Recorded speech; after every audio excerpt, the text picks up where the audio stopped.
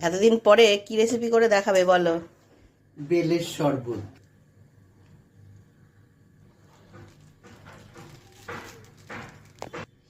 বেলটাকে দুভাগে ভাগ করলাম। এখন চামচ দিয়ে এটাকে ছাড়িয়ে বাটির মধ্যে রাখবো। এখন এই দানাগুলোকে বার করে ফেলছি। এর মধ্যে আমি জল ঢেলে নিলাম। এরপরে আমি এটাকে চটকে মিশিয়ে দেব।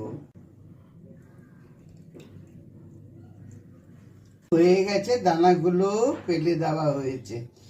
এখন এর মধ্যে একটু মিষ্টি দেব।